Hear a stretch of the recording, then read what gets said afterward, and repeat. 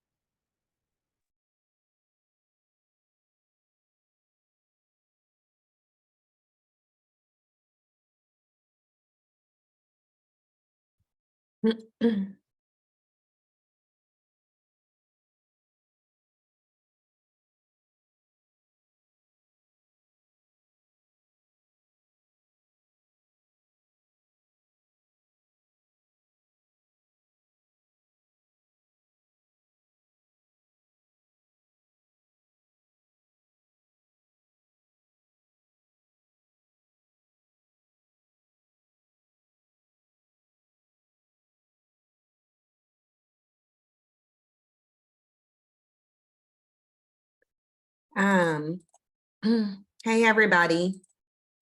Let me know if y'all are able to hear me good. Let me do my stuff on the background and then we're gonna jump right into it. This is like a impromptu live stream. I didn't even,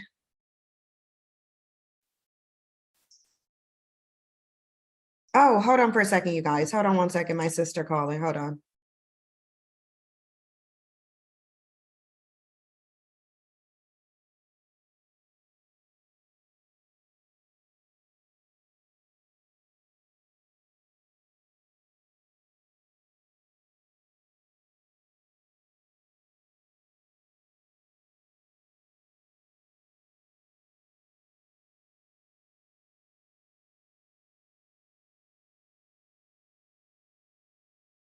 Sorry, y'all. I was gonna go live earlier, but I was actually waiting for my sister to come over. I picked up some food for her before I got home. And she just now called and said she's on her way. To pick up this food. But anyway, it ain't even, this is just like some Panda Express, y'all. It's like you doing all, how you late to pick up some Panda Express? Like whatever. But anyway, I just wanted to come on here and talk about a few things. And I want to show y'all something because a lot of people were asking me to talk about this Ebony K. Williams thing. I actually wanted to wait until she came out and made a response because at the end of the day, like we already know right now that this is an agenda. This is an attack on Black women's elevation. And it appears that they're trying to recruit and get whoever they can to put out these narratives that you need to settle for a Black man. And we're supposed to not think that this is something that's geared towards Black men when it really is. We're supposed to think that this is just your options with any group of men, and that's not the case. They're trying to maintain Black men's ability to be able to have access to you, and it's access that they literally should not have. They should not have the type of access. Okay? It just is what it is. So we're going to get into that. There's two things that I saw that I wanted to talk about before that, because I don't know if y'all remember, but in my last live stream, or my last video, I mentioned when Dr. Heavenly went on, when Dr. Heavenly was on Fox Soul, she had a discussion with Al Reynolds and Funky Dineva, and there was some comments made that I want y'all to listen to as well, because this is the climate that Black women have helped to create by not opening up their options. You have options, but your failure to utilize that option now has the narrative being that you have no options. And I want to talk about that because at the end of the day, Black women, you're going to have to push back on this, especially if for the ones who have daughters and you want your daughter to have options or to be able to live a different existence, not the struggle existence that's promoted in the Black community. We're going to have to get ahead of this and respond to it and make it very, very clear that, look, you can go slum with a Black male worshiper who wants to be in these struggle love situations, who wants to shelter the burden of all of the bills except the light bill. You can do that if you want to, but we're not about to do that. We need to make it very, very, very clear that that ain't what we're trying to do. But I want to show y'all something on, I want to show y'all something on Instagram too, because I'm currently going back and forth with some bandits. I'm currently on this post on Instagram. Well, actually, this could be a segue. This could be a segue because this is the video that I want to show y'all. And I'm on here going back and forth with some dumb bandits because, of course, ever since bandits had access to the internet and a microphone, they've been giving us their opinion that we don't really care about. Janky advice, spreading degeneracy. Let me pull this, the live stream up on my phone, y'all. Hold on for a second. I just want to pull it up on my phone. I want to be able to look at the chat. I'm about to play this video for y'all. Yeah, let me share the screen. Let me share it. Here we go. Okay, so we got the screen shared. Now, as you guys can see, I got 114 replies on this video, okay? We about to get into it because this is like a janky narrative going on. In one breath, they're shaming you for being independent. In the next, they're telling you to allow a bandit to be dependent on you. So these are literally contradictory narratives. In one breath, they're saying your education and your job is irrelevant and you're masculine for having it, but then you should tolerate a bandit who's only can afford the light bill. You should be open to marrying homeless Black men, and you should also be a millionaire and deal with a bus driver. So you have a bunch of very, very heavy contradictory narratives here that places you as a Black woman in a no-win situation. You damned if you do, you damned if you don't, because we already know at the end of the day, they love to tell you that you should have chose better. When you complain about the low quality of bandits in the community, they want to, like, what is going on with my chat box? And why is it, like, I feel like my chat box has frozen itself. Oh, hold on. Let me change this. Yeah, I put it on members only. I didn't mean that. Let me go and change this. That's not what I meant to put it on. Now I see what's going on. Yeah, that is not what I meant to do. I didn't mean to put it on members only. No, I meant to put it on subs. Okay.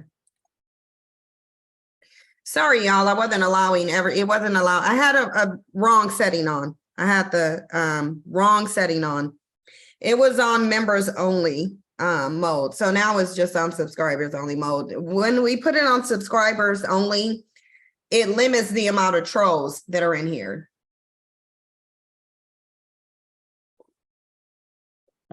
And so I meant to put it,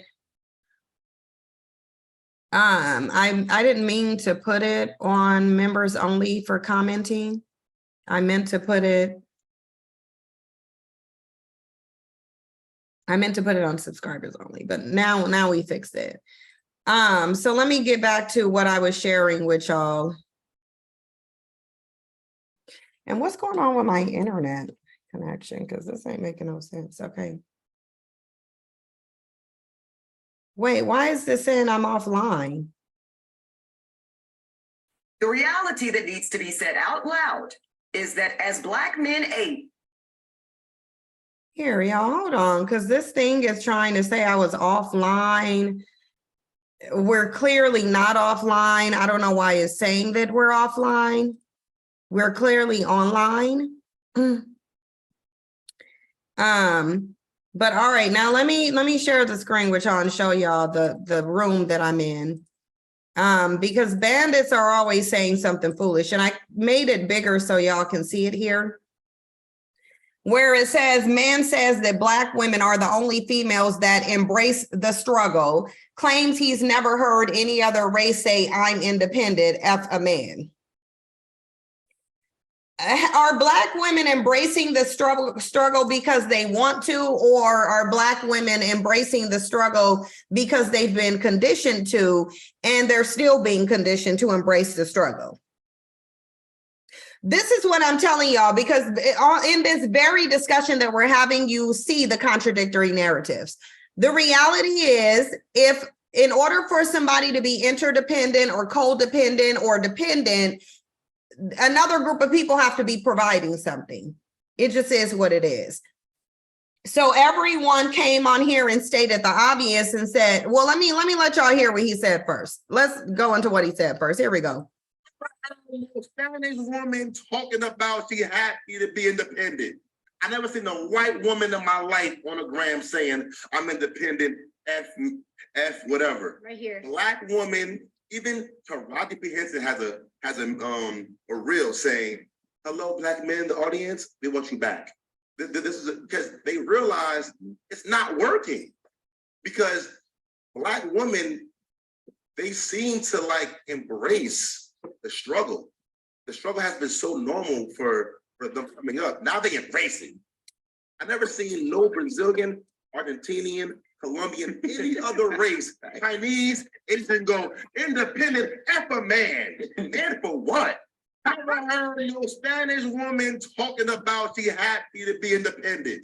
I never seen a white woman in my life on a gram saying I'm independent, F whatever. Right here. Black woman, even Taraji P. Henson has a Okay, now Taraji P. Henson is out of her damn mind, because if you got to say Black men, we want you back, then that's a recognition that your male group have abandoned their community, and they have. The reality here is that the difference between Black men, because clearly this dude don't know, the difference between Black women and other groups of women is that their men are providers. They're providers. They provide something. Yeah, Storm, listen. I heard this dumb idiot say Argentina too. Like, it's like, dude, come on now. Like, really? You would have been just better off at leaving it at Spanish. But the difference between Black women and all these other groups of women is that these women don't have to be independent because their males provide. It's really just that simple. The bottom line is Black women have always had to shoulder the burden of Black men not being able to do anything. And we can literally look at documentaries where they've acknowledged that they're not able to do anything. They've acknowledged they don't have any money. They've acknowledged they're dominated in a system. They've acknowledged that they can't contribute anything. This is literally documented. I don't know why they're acting confused like they don't know. Did you say it up right there? Okay. Yeah, I don't know why they're acting like they don't know what the issue here is. The issue is that we're the only group of women dealing with nothing ass bitches who don't got pots to piss in or windows to throw it out of. And I really get sick of going over this. Thank you, MJ, for the super chat. She said, it's a trap, ladies. Don't fall for it. They want us to become a permanent underclass with Black men because they refuse to compete. We ain't going. That's exactly what they want. It's been projected that bandits will be a permanent underclass.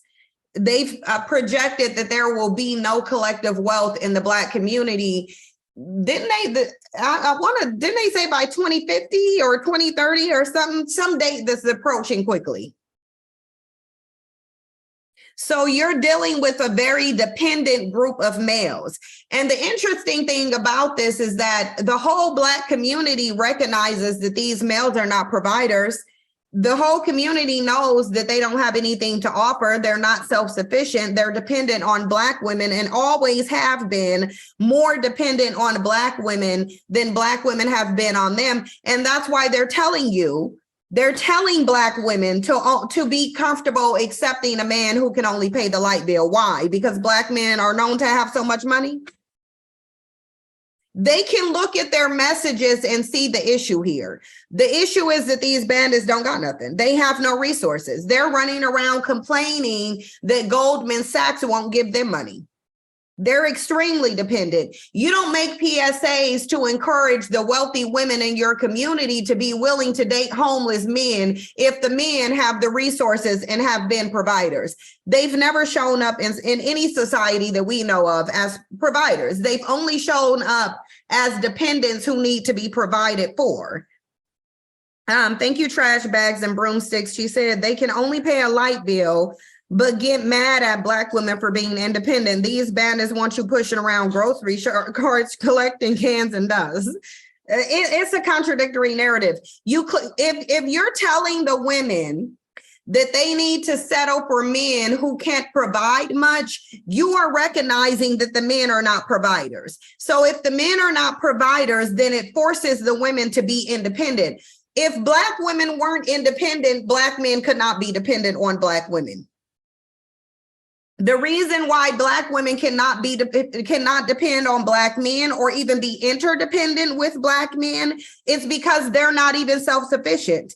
They would have to be independent and be able to hold their own first, and they're not, in order for Black women to be able to depend on them for anything. They don't bring anything to the table. We know they don't, because when you look in here, even when I post a question here, what do Black men provide to women that we need and can depend on? Because this is how you become interdependent or dependent. There has to be provision. If provision doesn't exist, then dependence doesn't exist. There's just no way around it.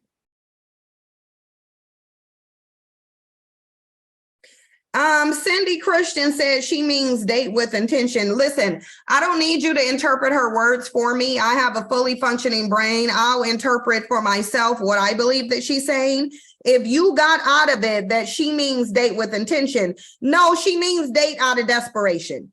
I haven't even listened to what she's saying fully, and I can tell you she's setting the stage to say, you don't have any options but Black men. Your market value is decreasing with age. You need to take what you can get and settle for and be desperate enough to chase a Black man so you can get one. She's not telling you to date with intention. She's saying date out of desperation. That's exactly what she's saying. Now, you can take it how you want to take it, but I see it as she's encouraging you to date out of desperation. When you tell somebody they don't have any options, you're telling them that they need to date out of desperation. MJ, thank you so much. She said, yeah, it said by 2050, the Black community will be at 0% net worth. Exactly. And that's solely because of bandits. Like here, hold on. Let me get out of here. I'm gonna get back in it though, because I want to show y'all the answers to this question. If you go to the Brookings Institute,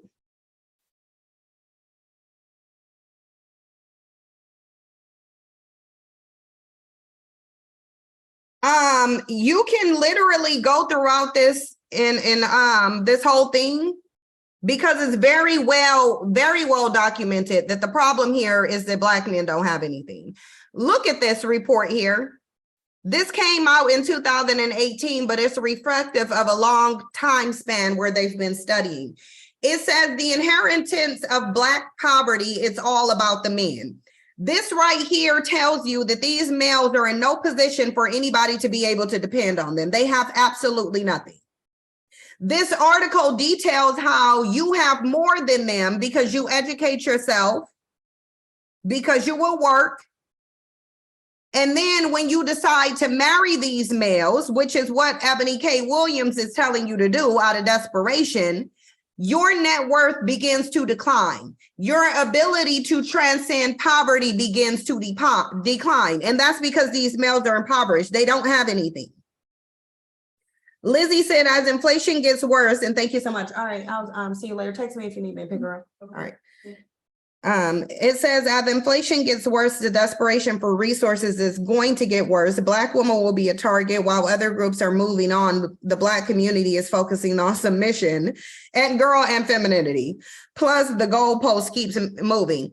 It does with some people, but the goalpost is very clear. The goal is to get Black women to settle for broke bandits because they don't have no money. Now, they can run around here talking about market value and options that they have and being high value men. Listen, Black men don't have any more options than Black women do. The only difference is they are more likely to utilize it.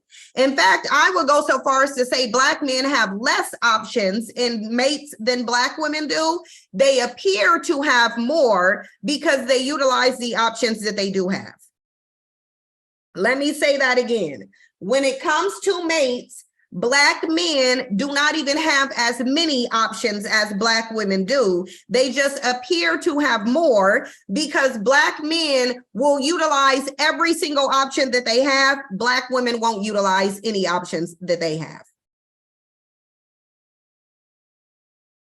I was going to play that video too. I'm going to talk about the man who hid his food stamps from his wife and child.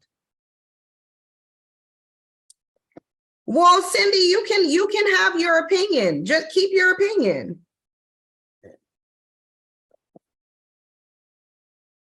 So basically, Cindy is saying that if you want to marry and have a child, then you should do so out of desperation.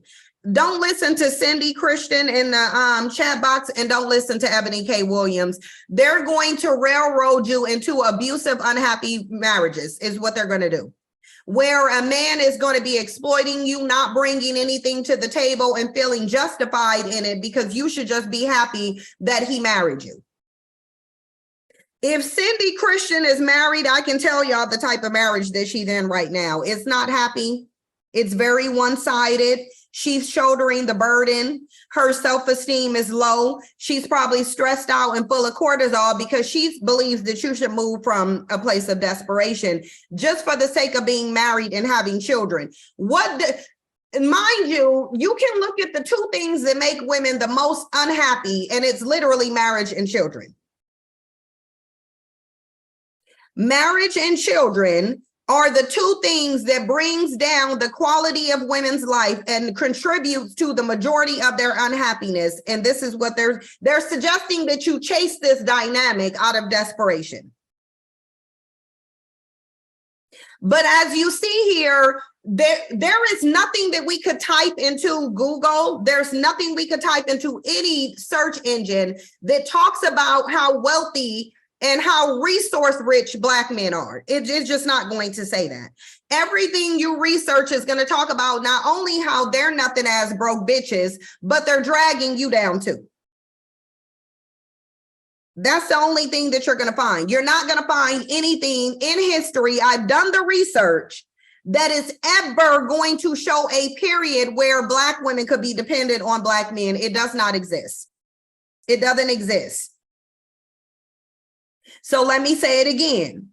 There is no time period in the history of this country where Black women were able to depend fully financially on Black men. It doesn't exist. It doesn't. It just doesn't exist. They have always been more dependent on Black women than Black women have been on them, and it's still that way. That's why all of the messages are put out telling you to accept a Black man who has nothing. You don't put out PSAs to the women in your community to be comfortable settling for less if the men have more. And we know that because you can look at the communities where the men have more. They're not telling the women to seek men who have less. They're telling them to find providers. And that's because their men are financially equipped far more so than the males in our community to be providers. The reason I'm pointing this out is because it does not make sense for Black people to somehow think Black men are in a position to where they can provide something to you, but everybody keeps telling you to be comfortable settling for nothing because they ain't got nothing. So it's very well documented that these bandits have nothing. We can go into this. Black men stuck in poverty. It didn't say black women, it said black men. But gender is a big part of the story too, as detailed in a new paper from the Equality on Opportunity Project, Race and Economic Opportunity in the United States and Intergenerational Perspective by Raj Shetty. Okay. As always, there is a huge amount of data and analysis in the new paper, but the big findings is that race gaps in intergenerational mobility largely reflect the poor outcomes, not the great outcomes, the poor outcomes of Black men. Black men don't have a damn thing, not just to give you, to give anybody. The report is another contribution to the growing literature showing that race gaps in the intergenerational persistence of poverty are in large part the result of poor outcomes for Black men. Specifically, Chetty showed that Black men born to low-income parents are much more likely to end up with a low-income individual income than Black women. Your trajectory is to have a high individual income until you marry one of these bandits and they drag you down into poverty. But it says it shows that Black men born to low-income parents are more likely to end up with a low individual income than Black women, white women, and especially white men. This says there's something wrong with Black men because Black women grow up in these same low-income homes.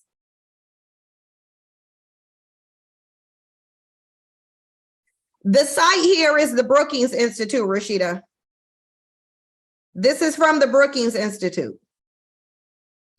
So yet, and it says the growing body of literature, a growing body of literature, meaning there are multiple people studying how Black men's perpetual state of being broke nothing as bitches based on their position, because ain't nobody saying it's because they're Black. This is their position. They are in the position of having nothing. That's documented.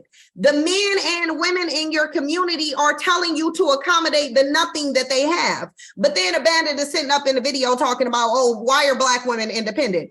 Because you ain't got nothing. Because you don't have anything. That is why. Historically and even presently, women inherit money from men. They don't so much now presently because they can work on their own and make their own money, but there are still women who inherit money from men. Black women ain't never been able to inherit no money from no bandit because they ain't never had no money. They never had no money.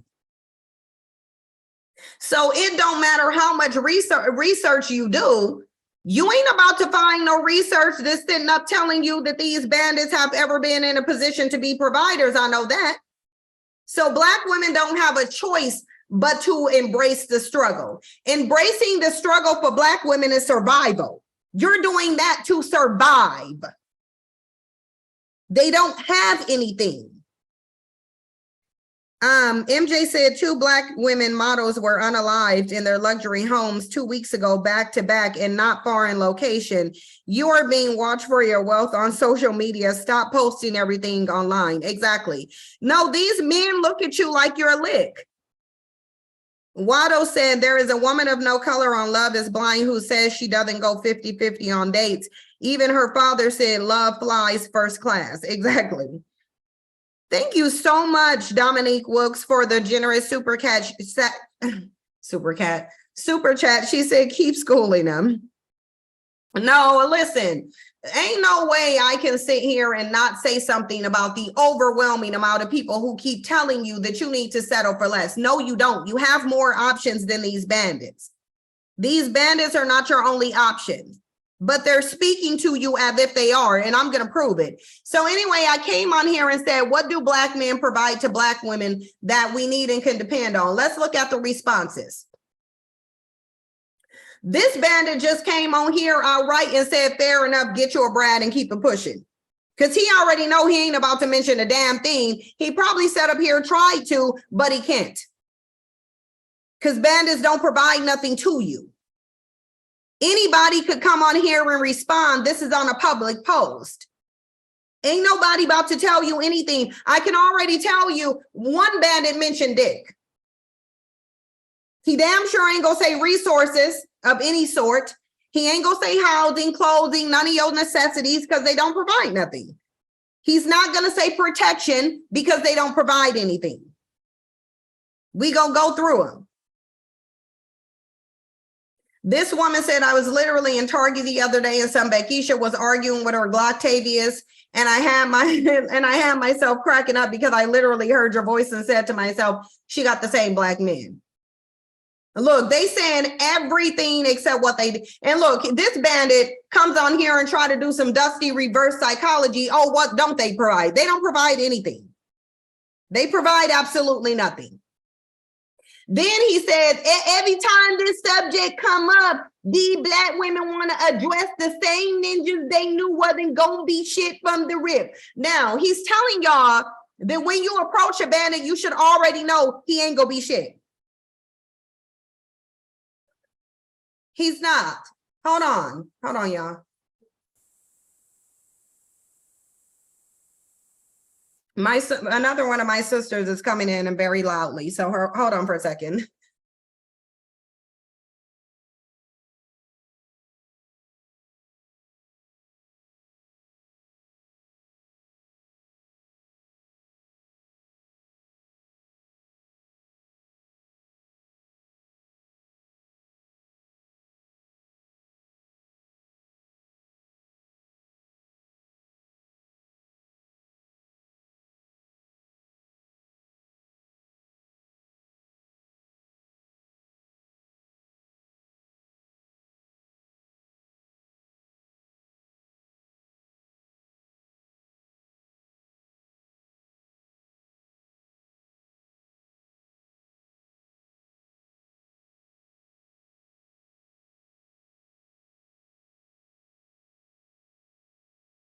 Look, y'all, then he said there is a bunch of black men out here holding it down and providing better than your parents ever could. But we can't talk about that group because, let's be real, majority ain't looking in the right places. It has always been okay to choose whoever you wish. And when it's not working, who you gonna blame? He still ain't mentioned nothing that they doing.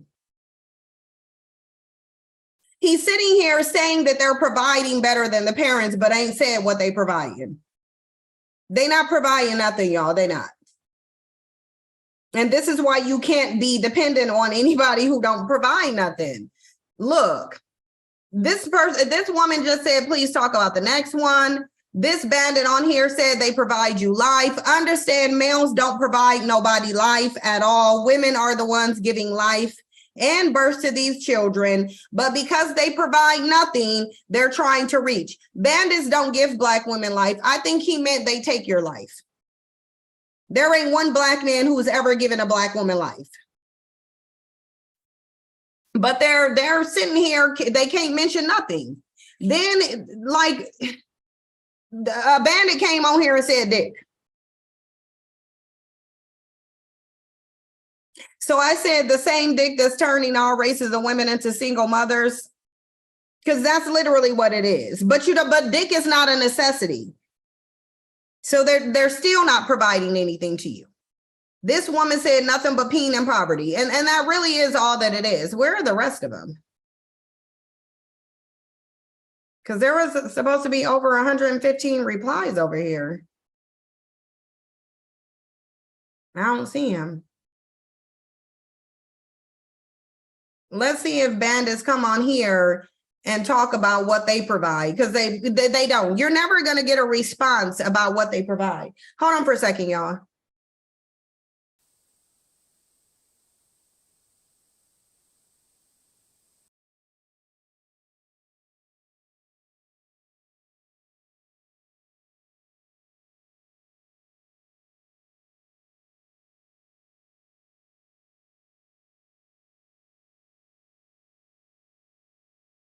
Yeah, but you're not going to see no black men on here talking about what they provide. They don't provide anything. So the answer to his question Although he shouldn't even be confused because he knows that he don't, like he can barely dress himself appropriately. So, you know, he's just not providing nothing to a woman. He's just not. But this is the answer to their question. Black women are independent because they can't depend on bandits because bandits don't provide nothing. It's really just that simple. Yeah, basic biology been tearing them up because they actually think a man gave somebody some life. Like, come on now. But that's their weakest attempt. Oh, we gave you life. All you heard is life and dick. That's it. They don't provide absolutely anything to you. But I'm gonna move on from that. I'll get back to it later when I get into this overall discussion because I want to show you Ebony K. Williams' response to the backlash she's getting, because she is getting some, and rightfully so. But I did want to come on here and play this video for y'all of this bandit high in food stamps from his wife. So let me grab that one first. Is this my video? Yeah, it is. We about to look at this. Let me share the screen for y'all. Because a lot of people did tag me in this here on TikTok.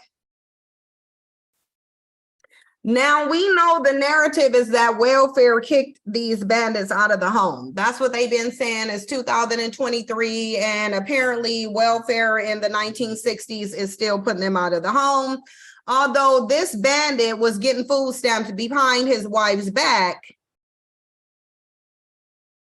So he over here hoarding food stamps at the end of the day. Let me play the video. Her husband was getting food stamps behind her back. With me and baby, I've been doing everything. Working 2 jobs and what is it called? Get this shit on me. It's on me. And look, they might as well be living in the hood. You got a hole in the door. Like you can just tell that they in the hood. Like just look around what she doing. They in the hood. So she married this dependent bandit, don't have her in a good neighborhood. He ain't no provider. If he getting food stamps, he's being provided for by Zaddy government. And if he's hiding food stamps behind her back, he's only using them on himself, although they have a child too. So he ain't even feeding the kids with these food stamps.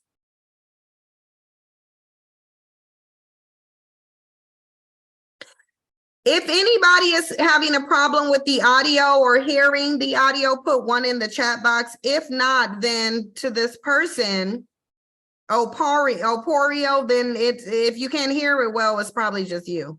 It doesn't sound like anybody else is having an issue with the audio.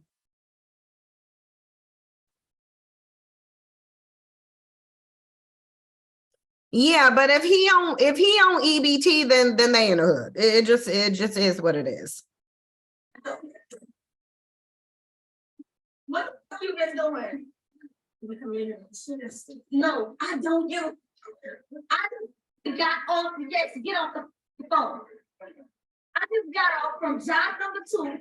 And after going to Matt, don't leave. Matt, don't tell me. Don't tell me nothing. Don't tell me nothing. Because I just got off and it's just an email me. You've been supposed to be the person that's for me. You ain't for me. You've been getting this whole time.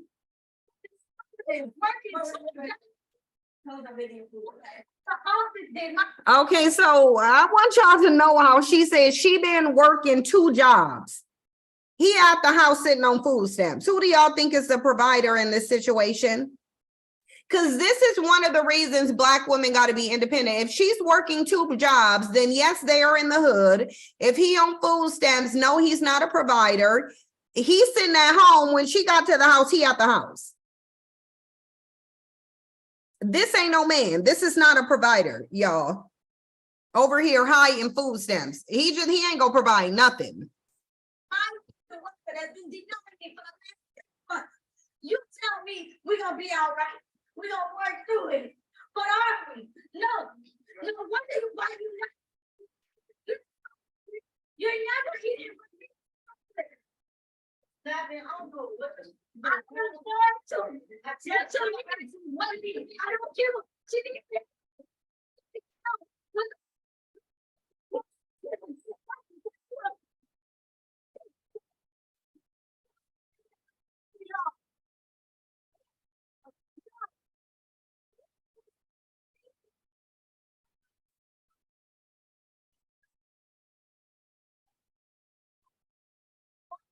Away. Don't walk away. I want you to know that I'm telling your mother about this. Because I'm going to tell your mom about this. I'm going to tell your mom about this. I would take a naked put her on the table. Then I'll be in a business. But you're supposed to be a man. You get mad when I tell you things. I'm not putting the camera down because I want your mother to see that she always making it like, because you always trying to play that other. Like, yeah, she told me you play for both sides. Yeah, yeah, I wonder where you're putting this shit at. You really and you always go like, I would be surprised or shocked if you put it over there. You really think that I'm getting food stamps and I wouldn't feed you on my door. They denied me. They have your name on there, Matthew Kinner. Matthew Kinner because the paper. You've seen it. You saw it. Why could you say that? This is what you've done. And that just make you more of a man. You tell me be quiet.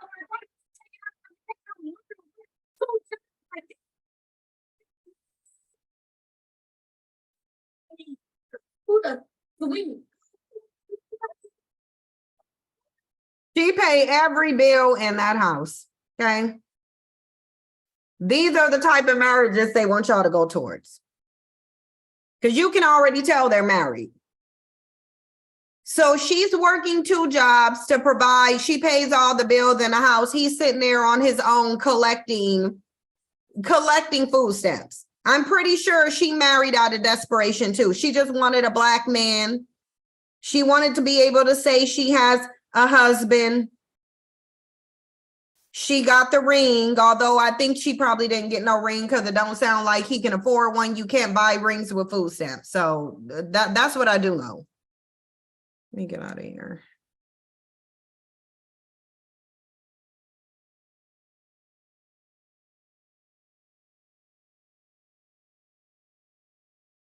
Let me read some of these super chats so that's that story there. Those are the marriages they want y'all to go towards. Okay, she a married single mother. She taking care of her bandit of a husband who's obviously a nothing ass bitch. We not gonna get through this without saying that. He's dependent on her and welfare. So he's a welfare queen at the end of the day. But somebody was just in the comment section saying that they agree with Ebony K. Williams, who's literally telling you to chase these dependent bandits, also that you can say that you're married. Like there ain't a world full of other races of men who ain't gonna be sitting up hoarding food stamps. Only feeding himself when he got kids and a wife. Right, but maybe he can pay the light bill at least. Maybe he can at least pay that light bill. My guess is that he can't. I'm gonna get back to that video too, because that video relates to this topic of marriage too. This video here literally, because if this woman was working 2 jobs and she was by herself, she would be in a much better position than working 2 jobs and supporting this bum who can't support himself. That's what the Brookings Institute is talking about. He don't seem like he working to me. Put a 1 in the chat box if y'all think that man got a job. And he absolutely could be selling the food stamps too. That is a hustle for some people. And getting some money. She probably bought her own ring because it don't look like he can afford one.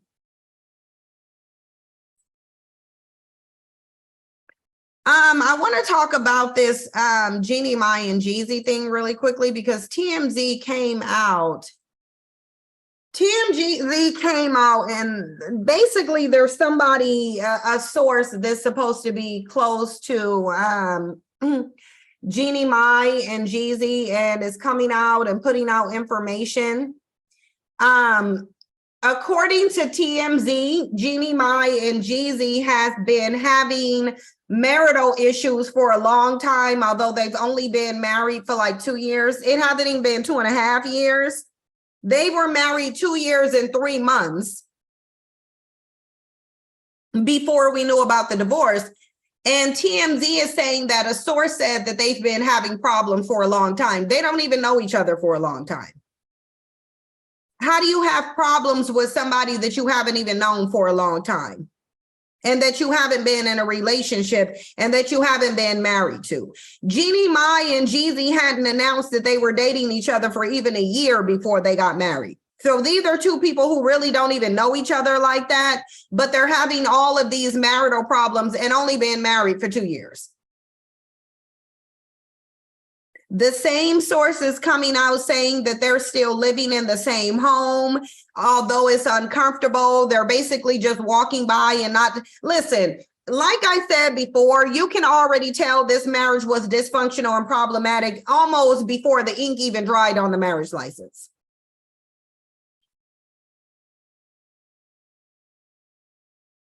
I don't understand how a man keeps doing interviews, because people are pulling up his interviews where he's speaking so highly of this woman. He's sitting there talking about how solid she is, basically they were both doing it and clearly lying and faking for the gram.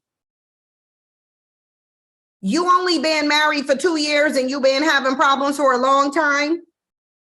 2 years ain't even a long time. So even if they said that they've been having problems throughout the entirety of the marriage, that wouldn't be a long time. They haven't been married that long.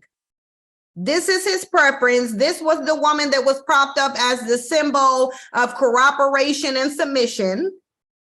Because y'all remember she went on that submission tour, telling everybody she was submitting to this bandit who had already had 3 baby mamas, a criminal record, and said it had choked his son out and called one of his baby mamas a bitch.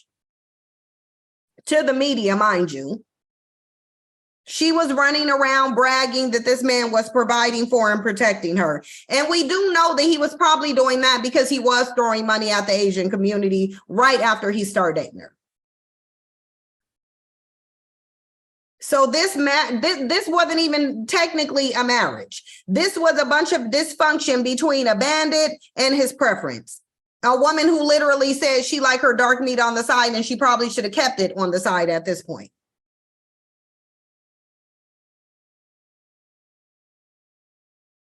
Pink Lady, I agree with you. Pink Lady said Jeezy was trying to rebrand, but he is not marriage or husband material.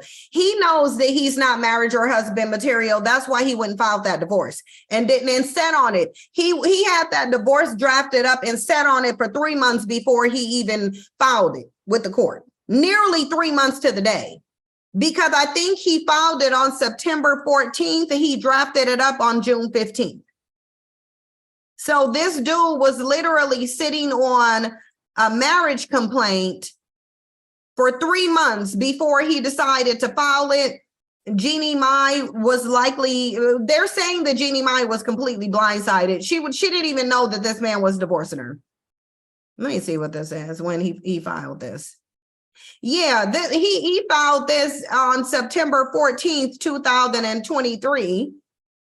He had it drafted up on June 15th. So this was almost 3 months to the day that he sat on this divorce before he even filed it.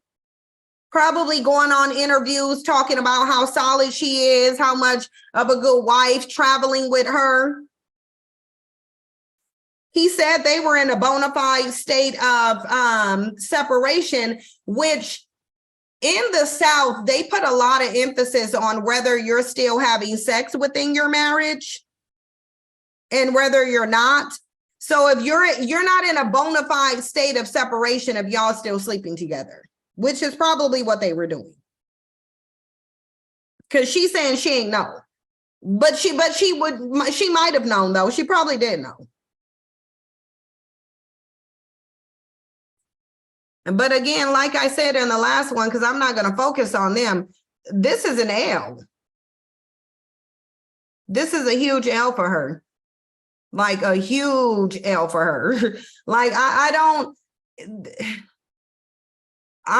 know. I don't know where her professional position is, but I don't know if she's going to be showing her face soon. This is a huge L for her. It just is. It doesn't matter how, it wouldn't even if she filed for divorce, it would still be a huge L for her.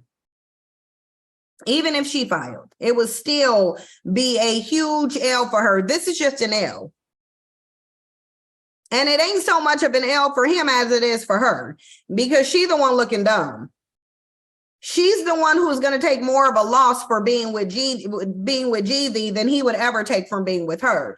These are the males who bring down the desirability of other groups of women. He's going to be fine. He live in a black male worshiping culture. Black women are still sitting up talking about, oh, come on home. Mary's gotcha. Like, it's just dumb. Like, why is he even welcome back at home? Like, why does he even have the option to go back to black women? Like, I just feel like he shouldn't even have that option. This should be an L for him because he decided to go to another group of women after leaving black women baby mamas. So this should be an L for him. He should not have any options in the black community, but he does. He does. Unfortunately, he knows that there's going to be a black woman that he can fall back on. There's a whole bunch of black women literally acting like this man is a victim of his own preference, and he ain't. There was a chick, I think, that called in to Themis's show or somebody's show. I don't, maybe it was Storm's. I think it might have been Storm Monroe's show, talking about how she likes Jeezy and basically trying to paint it out like Jeannie might put him in a DV relationship. It's like, girl, if you don't go ahead, this is his preference. This is the woman that he set up talking about how solid she is, justifying her comments that she like her dark meat on the side. And now she didn't even have a marriage a good 3 years. Baby ain't even 2, and yet she getting divorced. And is about to join the ranks of all of the other famous celebrity baby mamas like the Kardashians at the end of the day. Thank you, Friends Johnson, for the super chat. Says, Sin, I know you don't like him, but you have to go back and give commentary on the video Kevin Samuels did on Lonnie Love and Jeannie back in the day. Kevin was wrong about everything. I don't need to watch that one video to know that Worm Food was wrong about everything. That he didn't even like, he was only doing that because he knew it was profitable. Why are y'all acting like Worm Food didn't have videos all on YouTube showing that he started trying to get these bandits to wash the skid marks out their drawers and the crust out their eyes? They didn't want to. They didn't want to. He wasn't making no money. So he said, well, I can go tell black women how they're average at best, and I can tell them that they're the problem and I'll make money. Much like how Donald Trump said that if he wants to run for presidency, he can run as a Republican and win because people are stupid. And just like he predicted, he ran under the Republican ticket because they're stupid. It's the same thing. Kevin knew that he could trash black women and they will worship him and that bandits would throw money at him. So that's what he did. He didn't believe none of what he was saying. He couldn't care one way or another. He had back child support that he needed to pay. He needed to get out that white woman's house that he was renting a room in. So therefore he said what he needed to say. He finessed bandits and he highlighted the low self-worth of black women. That's what he did. Because it was black women going over to this 2-time failed marriage having bandit who had back child support. Oh, black women ran over to him so that they could get rated. He was a 2 on a good day, but here comes black women. Oh, can you rate me? Just no self-value at all. No self-value. So y'all don't need to tell me that he was wrong about everything. Of course he was, because that wasn't his like that wasn't his belief system. Miss Cree, thank you so much for the super chat. She said, check out the Brookings Figure 2 graph of median wealth among unmarried household by age, race, and gender. In 2019, one can literally see the wall Black men hit at age 35 to 54. It's a literal negative slope down at age 55. Yeah, and a lot of them become homeless around that time too. Or they look for them some desperate hospice worker that they can get into a relationship with. A lot of these bandits wouldn't even have nowhere to lay their head if it wasn't for Black women. Like, you can go to any city, drive around downtown and see how many homeless, bummy, broke Black men you see standing on the corner with a sign asking for chump change. Just petitioning to do something strange for a little bit of change. Y'all know they doing it. Y'all know they out there with a sign talking about willing to do something strange for change. What they not gonna put on their sign is willing to work for food. They not gonna do that. They not gonna put on their sign that they're willing to work for any form of money, but they will put it on there that they're willing to do something strange for change though. They will do that. But there's a whole bunch of, like, there's just a whole bunch of homeless Black men. Wherever you go, whatever city you at, LA is definitely one. Oh my God, I saw so many homeless Black men when I was in LA. So many. But everybody in LA about to be homeless anyway. So y'all gotta pick another city because LA is so expensive that everybody in there gonna be homeless. LA is not a good city. We will put another city there because LA is just, the cost of living there is astronomical. It's insane. And that's why a lot of those people who live in San Francisco and LA, they're moving to Washington and Oregon because of how expensive it is. So California really ain't a good, like, it's just not a good measure because you can make 150,000 there and still be considered in poverty.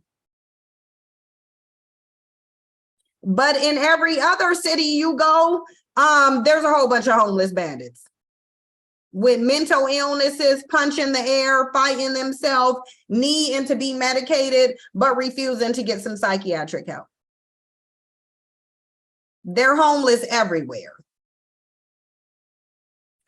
Let me play this video with Cameron in it because I want to get into that. I've been on here for almost an hour. I don't plan to be on here for too much longer, and I want to get into this Ebony video because she did come back and respond. I want y'all to listen to how dusty and degenerate Cameron is, and he's irrelevant anyway. Yeah, if I would find the right, like, he is the definition of a mush mouth. Like, this dude talk like his mouth is full of dick and balls. I want y'all to listen to him as he talks, and sounds just remedial and dumb as hell. Let me let y'all look at this caption of what this bandit set up here and said. I'm about to show y'all this caption. And this bandit go say he's not toxic. Literally, your response to being called toxic proves that you are toxic. Cameron denies being toxic, says only one woman has ever left him. Bitches don't leave me, I leave them. He's denying that he's toxic, but these women, he's referring to our bitches. And if he's not he's the living example of hitting the wall. Dark circles under his eyes, ashy dark lips with a little tiny pink spot on it. Like, this dude hit the wall a long time ago. He's 47 years old and he looks like he's going on 67. This is a hard 47. This is the wall fell on him, actually. Like, this is what a clown ass bitch personified looks like. I want y'all to know that.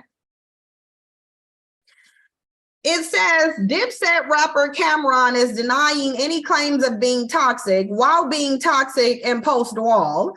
While appearing on the new episode of It Is What It Is Talk, Cameron commented on all of the Travis Kelce and Taylor Swift news, including the update of Kelce's ex-girlfriend Maya Benberry sending a warning to Taylor Swift. So why were they all talking about Kayla Nicole if Kayla Nicole ain't even did anything? How did Kayla Nicole get in this discussion She's not even his most recent, Kayla Nicole is not even his most recent ex-girlfriend, it doesn't seem like. So why were people mentioning her? Transitioning from the topic at hand, the 47-year-old rapper then turned to his co-host Mace and let me just let y'all listen to it. Let me let y'all listen to the Mushmouth 3. Let me play it. Right? Yeah. If I don't find the right female by the time I'm like 65, 70, I already got a bitch over there overseas. I'm grooming to clean my shit, my fist, make my bed, worship me till I die, and leave my son all the bread. I already got a male ready bitch to stand by. But when I turn 72 years old, if I don't find the right bitch, hopefully I do. I ain't gotta. My uncle put me on to that point. Yeah, you're toxic. Yeah, you're toxic. That's the only thing. I'm not toxic. Yeah, it sounds like it. Yo, let me ask you this. Modern Let me ask you this. That's why I'm not toxic, because I leave. Yeah, yeah. Yo, I'm the nigga that leave. The last time a bitch left me, it was second grade because I put gum in her head. Like, bitches don't leave me. They toxic. Bitches don't leave me, bro. I gotta leave bitches. Ain't no bitch love me. You go down the line, bitches don't leave me. You know what? These are the bandits, y'all, that Ebony K. Williams is telling y'all to chase for marriage. I really want y'all to look at the clown shit that this is. This is a bandit that you can barely understand what he's saying because he's such an old, washed up, post-wall mushmouth. Nothing, and he doesn't even have the ability to say anything intelligent. Bitch, don't leave me. I leave bitches. I leave bitches. It's like, you're just disgusting. Like whoever gave birth to him better never show her face in public, ever. This is like one big walking, breathing L. Just dusty. You're not working hard enough. Sorry, man. Listen, ladies. I'm not like that anymore. I'm way more mature now. I'm honest about shit. And this is why I'm telling you this, because I would love to be with one woman one day and that's it. But you gotta match my hustle. Like, I like females that look great, but you make me. They're either females or bitches. He ain't used the human term yet. This is bandit here has not referred to women with one human term yet. They're either females or bitches. And really, a bitch is an example of a female too. Because a bitch refers to a dog. A dog can be a female. But these are the prizes. These are the kings in the community, though. Feel good. That's what matters more than me. I told you last time, I'm like a worship. I'm full of type of worship. When niggas lay back, I'm like, girl, just do whatever they do. And see, he keeps saying worship because he knows he lives in a black male worshiping culture. He knows that's what he is. He knows that in the black community, black women worship black men. And that's why you don't see no pushback from this woman here. There's a black woman on this panel. There's no pushback from this black woman. She over here laughing, kiki and cackling like this degeneracy is the funniest thing she ever heard. As he sits up here and refers to women as females and bitches.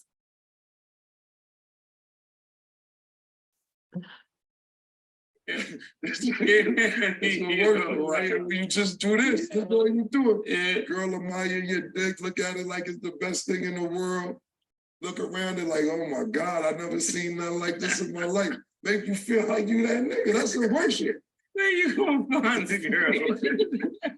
I got a backup plan. I got it from my uncle. Yeah. Me and my uncle got a big good backup plan. I'm not gonna say which uncle. This is disgusting and degenerate and embarrassing. And what's embarrassing is that he's black. Because I know I don't claim this bandit as any part of any community that I'm in. Absolutely. Where there is no pride, there's no shame. This bandit should have the shame to sit up here sounding like he got 2 dicks and 4 balls in his mouth. I'm starting to think maybe he choking on him and just trying to talk through it. But sitting up here talking about bitches don't leave him. He leaves bitches. And he want to feel worship. For what? Because you don't provide nothing except degeneracy. So what would you be getting worshiped based on? Being black? Exactly, because black men, one thing that he said really stood in my mind when he said the women are making him feel like he that nigga. That's what black women are doing.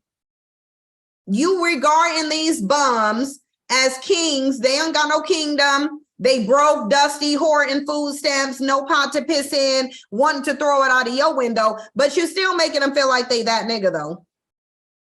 You still making them feel like they deserve to be worshiped, or else you wouldn't have a bandit here who keeps talking about how he wants to feel worshiped. Ain't nobody about to make him feel worshiped except no black woman and some low tier throwbacks. This is a damn near 50-year-old man sitting up here talking about bitches don't leave him. He leaves bitches, and he got a woman overseas that he grooming to clean his house when he like 60 or 70.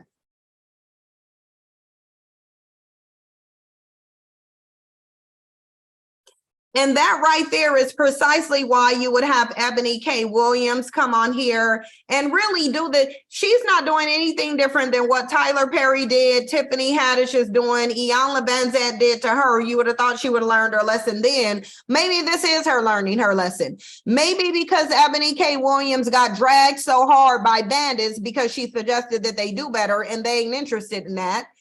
Maybe that is the reason why she decided to come on here and promote that you be desperate for some nothing ass bitch bandits who can't afford to do anything for you, and they definitely can't even spell afford.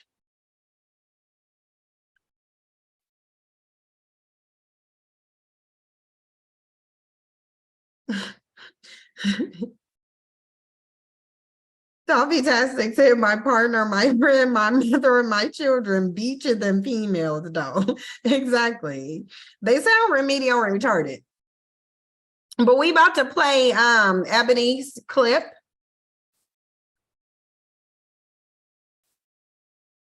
Because y'all been asking me to talk about this. So we gonna go ahead and play Ebony K. Williams clip. I'm so tired. I just wish they would just come out and say, listen, y'all know these bandits are some nothing ass bitches. They don't got no money. Most of them need a place to stay. Can y'all just let them come freeload? I really wish they would say that instead of trying to wrap it in marriage, wrap it in progression, wrap it in love. It's like, stop. Don't piss on me and tell me it's raining. And don't roofie me and call it romance. That's what they're doing. They're pissing on you and telling you that it's raining. And a lot of black women are saying, oh yeah, it is. I don't see any difference between piss and rain. It feels the same. Both of them are wet. That's what black women are over there. Clearly, they're the big difference between piss and rain. The only thing they have in common is that they are liquid and they are wet. So they're obviously not the same thing, but that's how black women react. Oh, no. That wasn't piss. That was just the smell of the rain. Y'all know sometimes the rain smell dirty because rain have dirt in it. So the rain just smelled like pee, but it wasn't really pee. No, ma'am, it's piss. You got piss on your leg, it ain't rain. Okay. Ebony K. Williams is deciding she wants to take a page out of Wormfool's handbook because she's almost repeating what he said verbatim, which tells you she's trying to cater to low-tier bandits. Because when she starts talking about sexual marketplace values, y'all heard that from Wormfool. We go give him his little bit of credit where it's due.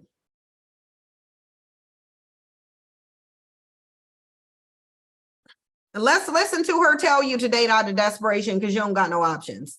Because that's basically what she's saying from what I've heard. The reality that needs to be said out loud is that as Black men age, their desirability increases. Thus, their optionality of women is always expanding. Now, her first statement is a damn lie. It is a lie. The only people who desire Black men, even as they age, are Black women. I want y'all to do some research on Black men's desirability to non-Black women. Do some research on it. They're not desirable. And I don't know why people keep trying to present this narrative. Oh, Black men, their desirability increase with age. No, it don't. Because, and I'm gonna tell you why it don't increase with age. They have less money, more kids, and are more rooted to poverty, and they hit the wall the more they age. So I don't know where y'all are getting this notion from that as bandits age, they get more desirable to who? She's not going to tell you who they're more desirable to or who their options are among. They may increase their options among Black women. They absolutely are not desired by other groups of women. They're not. These bandits don't have a lot of options. You're making them look like a lot of options because you refuse to utilize the ones that you have. So now in the Black community, because Black women want to restrict themselves to these bandits, you're making it appear as if all these other women want bandits when really they're getting undesirable throwbacks and that nobody wants you because you want to sit here and promote your undying loyalty to these bandits. Do you think for 1 minute that Black women don't believe what Ebony K. Williams is saying? Black women believe this even though it's not true. Bandits, where is she getting this information from? According to what? Because you're an attorney. So if you're going to sit here and pretend to spout out statistics and research, which is what she's doing, you should be telling us where you got that from. Where, Ebony, did you get the notion from that as bandits get older, more riddled with kids and baby mamas and drama, that somehow they become more desirable? Where? Because the older they get, the less money they have. So where is she getting this from? Where? Where are y'all getting the notion from that Black men are the most sought after men? By who? Which women? Other than Black women, because we know Black women will chase these bandits around and call them preferences. We know Black women will do that. Ain't nobody else doing that though. You ain't heard no other group of women talk about how desirable old post-war Black men are. You've heard Black men say it though, but you ain't heard no other group of women come out and confirm it and say, oh yeah, we do. The more these bandits get old with crust on their eyes and gray hairs around their balls and pop bellies with a bunch of kids and baby mamas and dramas and they broke, the more attractive they are. You ain't heard nobody say that. Said nobody on the face of the planet except a Black woman who was just getting dragged by the very bandits. Literally, these bandits was, and that's where she's coming from. She's coming from the fact that bandits haven't stopped dragging her, saying that she's post-wall and don't nobody want her. So now she's on here talking about how desirable they are at older ages, according to what other than you? This is something that Ebony is making up. There is nothing that would validate what she's saying. That's why she's not going to tell you. But when she was on Iyanla, she was telling you where her sources came from. She was telling you where the information came from. I bet you she ain't gonna tell you where she's getting this information from, that bandits become more desirable and have more options the older that they get. You a damn lie. Ebony out here lying. And the exact opposite is true for Black women. As we age, doesn't matter how much money we accumulate, our degrees or professional accolades, the reality is that our marriage and partnership market value is depreciating with every passing year. Only if you choose to restrict yourself to bandits. Only if you choose to restrict yourself to Black men. That's the only way what she says would be true, is if you choose to restrict yourself to Black men. And even currently, there's a ton of reports coming out talking about how even younger Black males are more dateless than the women are. She's not pulling this from any data source because she can't. She can't pull this from no data source. This is a lie. This is the same thing Wormfool was saying when he was alive. Oh, your degree doesn't matter and your money doesn't matter. She's pulling from Wormfool's playbook. That's what she's doing. She's trying to placate these bandits who are probably still dragging her for her saying that she ain't gonna date no low tier bus driver. And that's what a lot of them are, in low tier positions. She was paid to spread that narrative.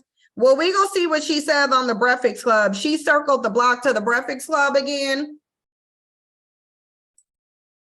so that she could justify her stuff. Hold on.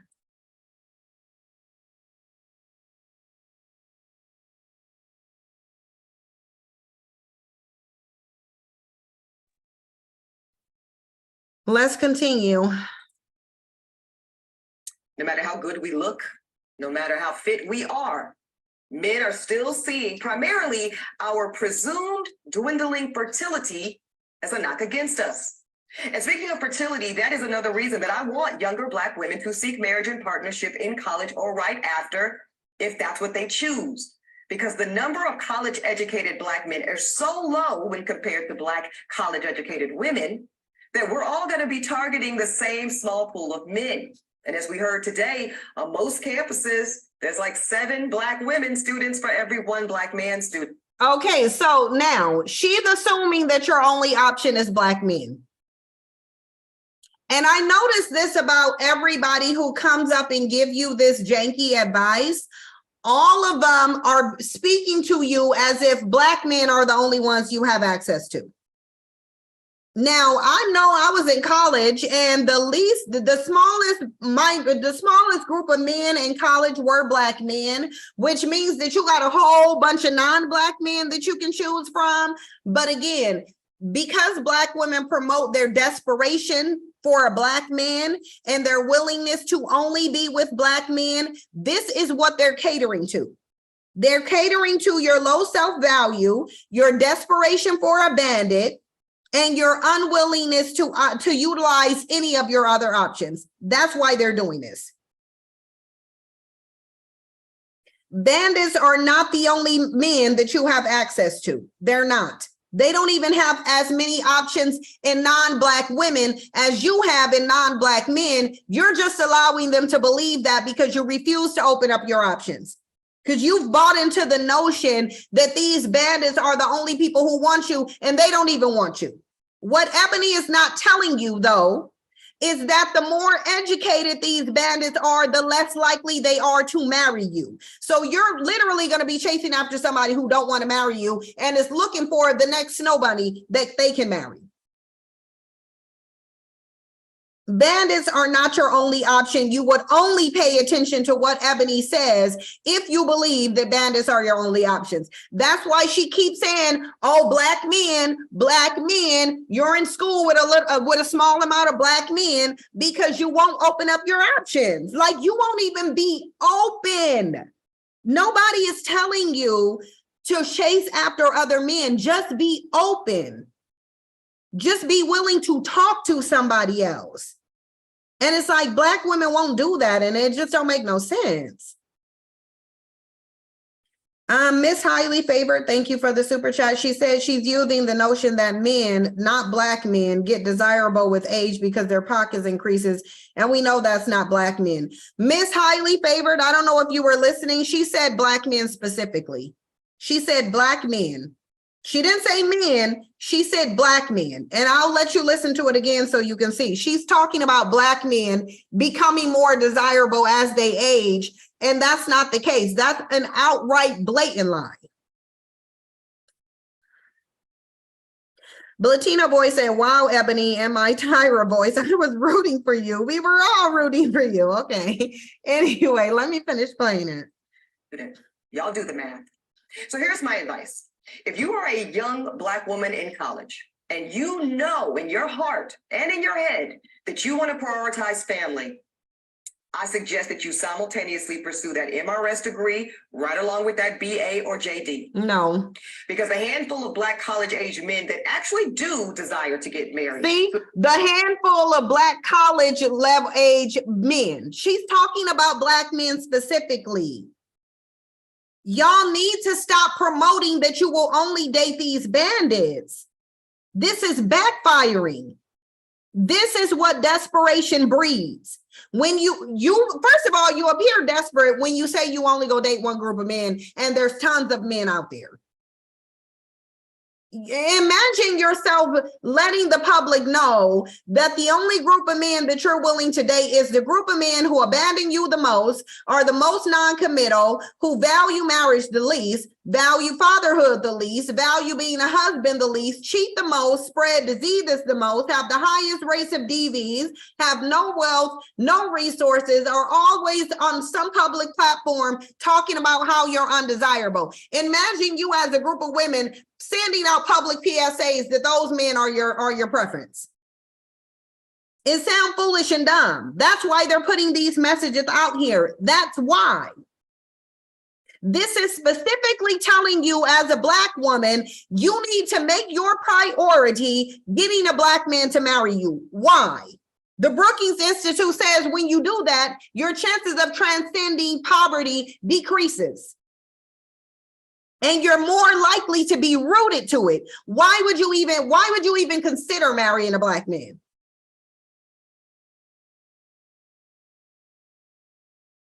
Khalidra, that's exactly what Black women are doing. They're shouting to the world that the men who are literally the worst men on the face of the planet are their preference and the only men that they're willing to date. And it looks stupid. It looks dumb. And they do share that value system, and family is a priority for them too.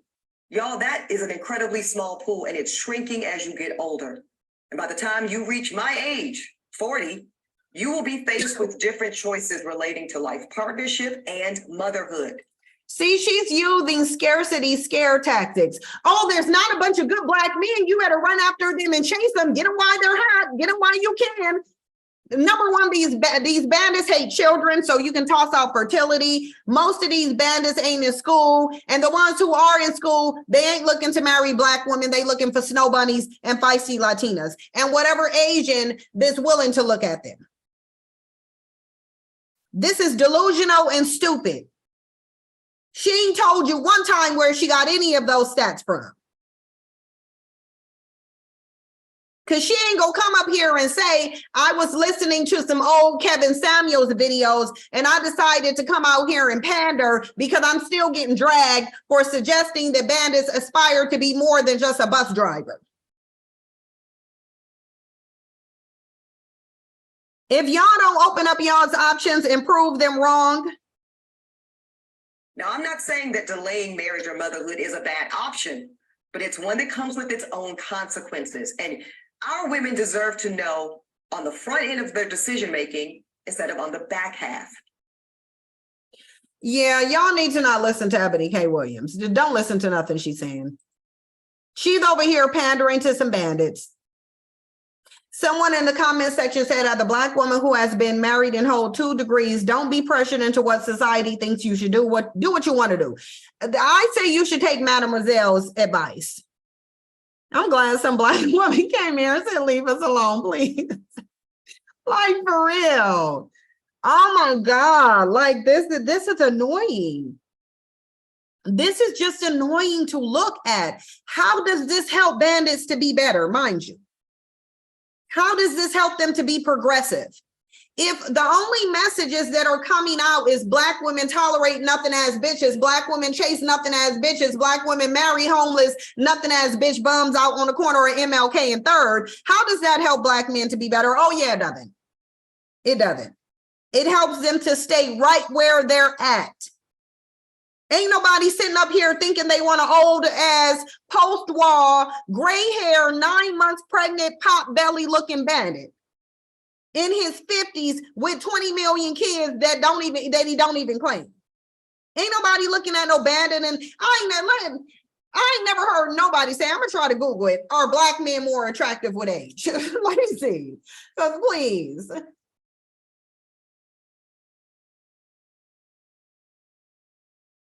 Because I ain't never heard nothing like that.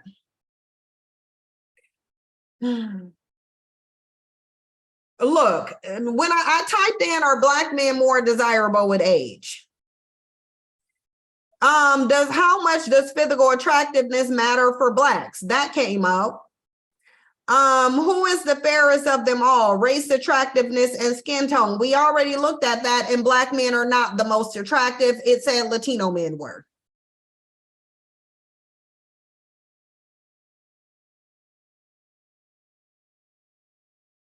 I'm trying to read over this. Let me read this abstract. It says, previous research has suggested that perceived attractiveness and personality are more affected by race, such that white faces are more attractive but less masculine than Black faces. Such studies, however, have been based on very small stimulus sets. The current study investigated perceived attractiveness and personality for 600 Black, white, and mixed race faces. Many of the investigated personality traits were correlated with race when rated by white participants. Attractiveness specifically,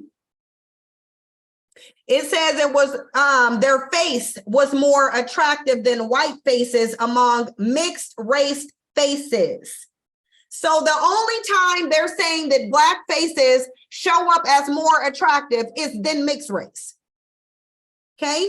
Many of the investigated personality traits were correlated with race when rated by white participants. Hold on, I already read that. A reverse pattern was found for female faces, with whiteness being associated with attractiveness. The results are discussed in terms of sexual dimorphism demonstrated in skin color. So what I was looking for was something that said Black men rated more attractively than anybody. And the only people who Black men rated more attractively than was mixed race people, who some people consider to be Black too. So wouldn't it just cancel itself out? Let me go look at something else. Let me go look at this Quora where they were talking about how attractive are Black men to most women.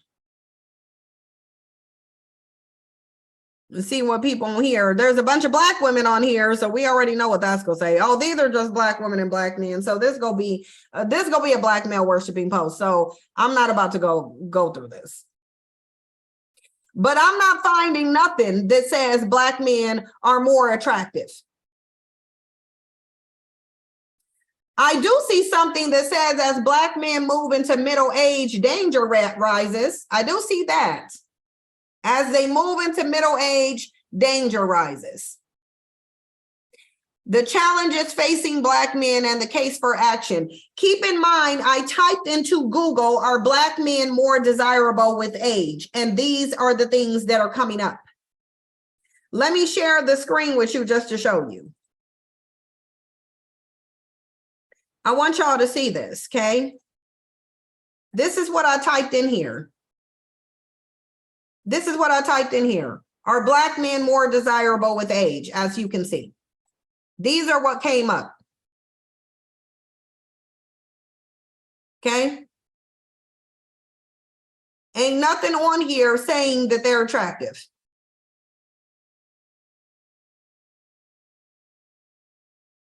Why are employment rates so low for Black men? So, oh my God.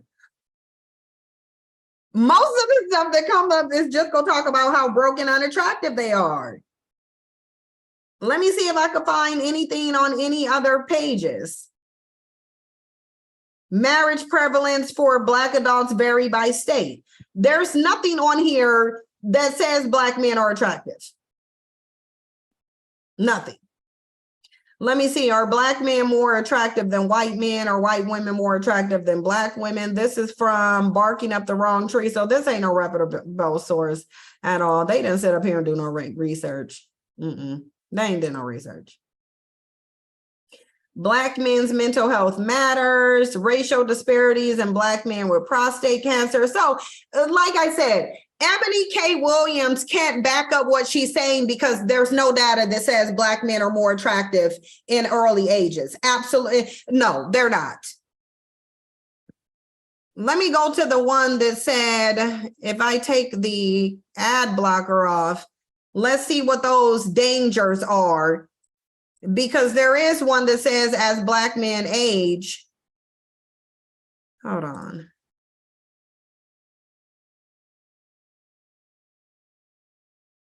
Here it is. As Black men Move into middle age, danger rises. So let me just remove my ad blocker real quickly. Oh no, that wasn't that. That one, no ad blocker. I'm gonna show y'all this. But this is only from 2002, so I'm not gonna give it too much merit. But this came up when I searched for Black men's attractiveness with age. The most dangerous time of life for a Black man in America is middle age. But Ebony K. Williams is trying to get you to believe that Black men become just so desirable. It's like, oh my God, like women are beating down their doors. Absolutely not. After a decade of intense efforts to investigate and reduce the stark gap in life expectancy between Black and white men, researchers and health officials are broadening their focus beyond the violence, drugs, and diseases like HIV that claim the life of many African-American males aged 18 to 35. We already see where this is going. It's not going to say how desirable they become to other women, though. Hey, Themis, he said you have to start telling me when you go live. I will in the future. Y'all give Themis a big warm welcome and a virtual hug.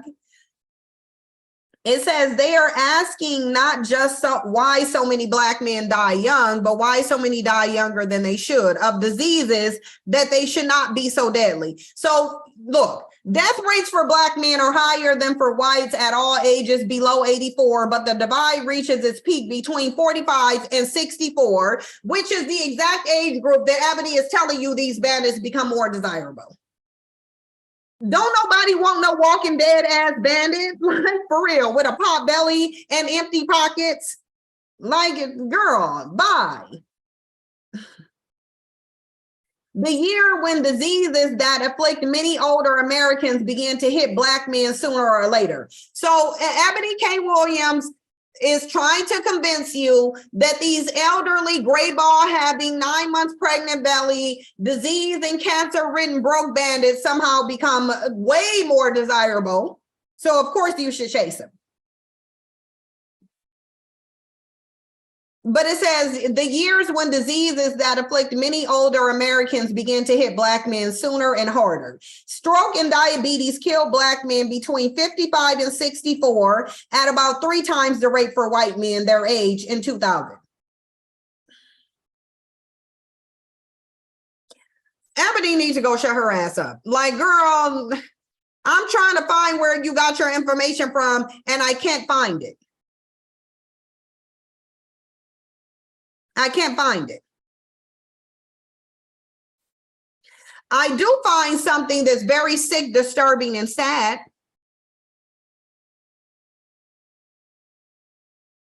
Where there's something on here that says, this is how noted it is that these bandits are disloyal. This was in 1975. The effects of racial context on the perception of physical attractiveness. 2 studies are reported in which the effects of interracial context on ratings of physical attractiveness were investigating. And the reason I'm reading this is because when I searched it on Google, it said from the Black perspective, white women are seen as more attractive than Black women. I want y'all to see how long these bandits have been putting these women on a pedestal above you. White SS rated the attractiveness of Black and white females whose photos were viewed in one of 4 context conditions: all Black, all white, predominantly Black, or predominantly white.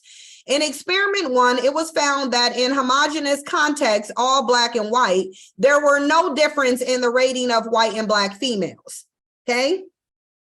So when they had groups of white and Black people, they saw the women, Black women and white women, as equally attractive.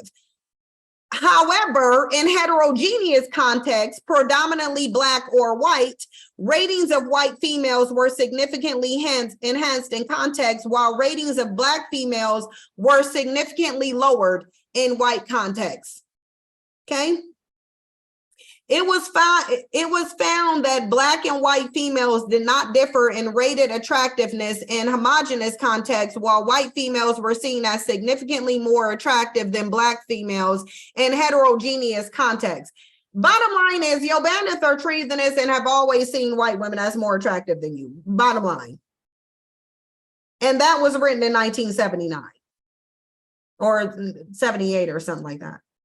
Oh, 1975. It was written by Martin K. Moss, Richard Miller, and Richard A. Page from Wright State University, Illinois State University. And so those are the people who wrote it. In 1975, bandits sitting up here basically thinking these women are more attractive than you. Ebony K. Williams wants you to run after them.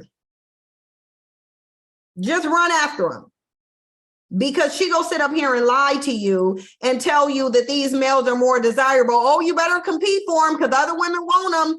The older they get, the more these other women want them. They options increase. Please, don't nobody want these sickly broke bandits. Like, well, I'm not buying what you're selling. Like you got a whole bunch of women just like, oh, let me chase after some sickly bandits. Like, no, I don't think so. Sickly and non-committal. Leftover Chocolate Man, thank you for being a 20 member for 20 months. Said, I was wondering why Ebony is saying this. Wasn't she the same one who said she will marry the man if he owned the bus? Yeah, and bandits dragged her. And because bandits dragged her, she then went and decided to pander to those. Feisty Goddess, thank you so much. That an oppressor has no skin color or gender. Our own people have a vested interest in oppressing Black women. It's time for the Cindy and Princella collab. It's gonna come. I need to reach out to Princella again because I haven't been reaching out to her. She hit me up while I was in Hawaii, but I just forgot to respond. And then I got a bunch of stuff that I'm dealing with too. It says we cannot allow this shit to continue. I agree, but I am gonna hit Princella up. I was supposed to do it today. And then I remembered I had a whole bunch of stuff to do this morning. I'm gonna try to reach out to her tomorrow. Z said refractory period increases as men age. Ebony over here lying through her damn teeth. And she's one of the reasons why people say attorneys are so dishonest. And that's because of women like Ebony K. Williams who want to sit up here and make up her own reality, acting like somebody actually desire these bandits when really nobody does. But she did go on the Breakfast Club though. I gotta show y'all the I'm not gonna share the screen because this will be a copyright. iHeart Music will do a copyright strike. I'm not about to deal with that. How do I know they'll do it? Because I've dealt with it before.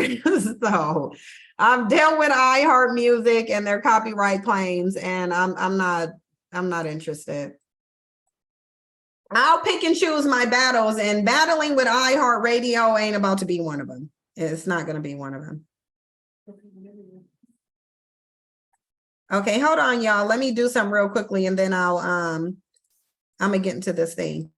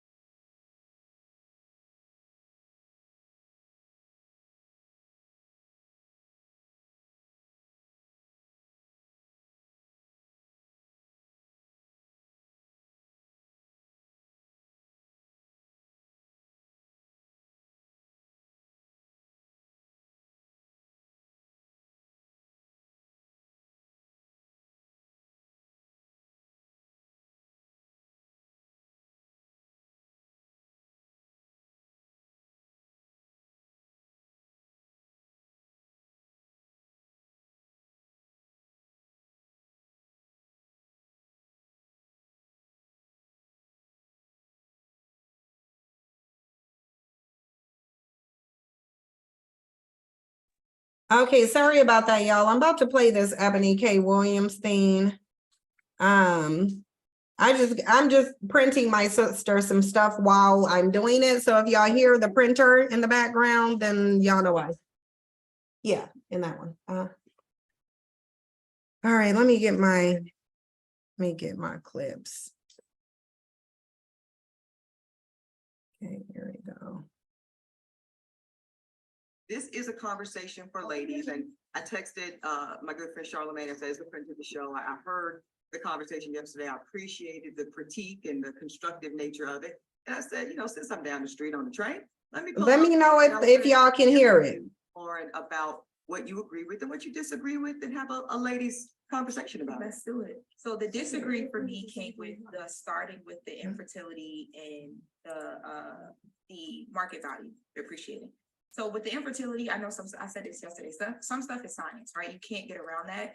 But I feel like when you start with that and you lead with that, it then makes people get defensive and they don't hear the rest of it. I know when I first listened to it, I was like, oh God, this is going to be another one of those conversations where like someone's telling me as a woman, by the time you get this age, your life is over. And when you're trying to figure things out and you're like, I'm 31 years old, right? Like I'm recently out of a very long relationship, as a woman, as a Black woman, right? Especially working.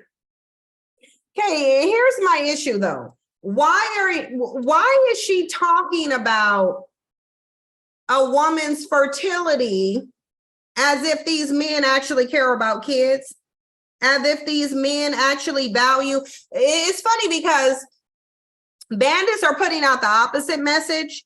They're literally telling you how much they devalue women who have children, who want children. So therefore, they're telling you that your fertility, as long as it's working, is a burden to them. And Ebony is using it as one of the reasons why you should be desperate in a relationship, desperate to get married, because somehow your fertility, which is your ability to procreate, which bandits openly talk about how they actually devalue it, that somehow they're going to be looking for you to be fertile. No, they're not. No, they're not. They don't even value like, what are you talking about?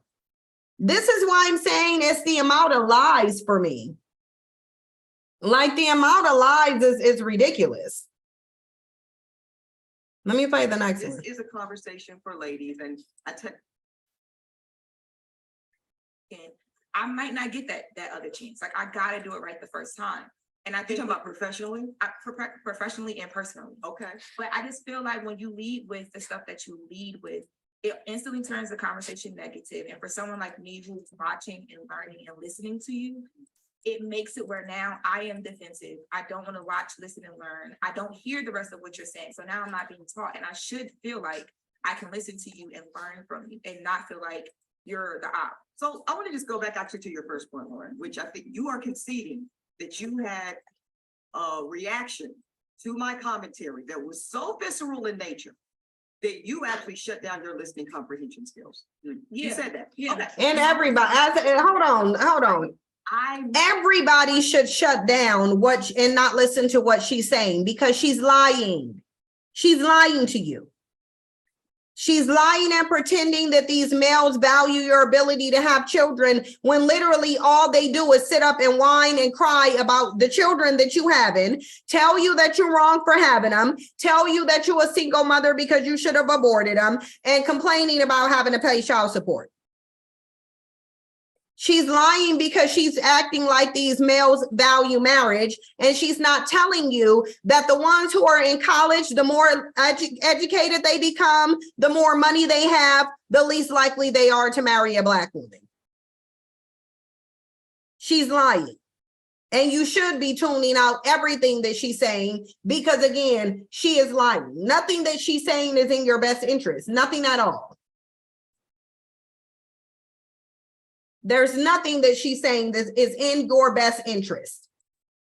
Because if a person, because here's the thing, if a person can't even be honest about the circumstances of the man, the mentality of the man, the viability of the man, if they can't even be honest about that, then they're trying to mislead you. And Ebony K. Williams is misleading you. Now we can speculate as to her motivation for this. We can do that. We can speculate. But I know damn well she's purposely misleading you. And that's something we don't need to speculate about. We don't need to speculate about the fact that she is misleading you. Tyler Perry was misleading you. Tiffany Haddish is misleading you. And these are people who don't have Black women's best interests at heart. If they did, if they had your best interest at heart, they would tell you to date out. Open up your options. Don't look at Black men as your only option, because they are not. Thank you so much, Conscious Living, for the super chat. J. Lou, thank you so much. She says, San, have you looked at the comment section of the interview? You could create an entire segment from the pathology of the Black women who have a hegemonic response to what Ebony said. I'm sure their response was nothing short of desperate and Black male worshiping. I'm pretty sure they were nothing short of Black male worshiping and desperate. These are literally the messages that you send to women who are desperate, who have been advertised how desperate they are, who have said that money don't matter, I'll build up a bandit, I'll get them where they need to be, and everything like that. This is what Black women have done.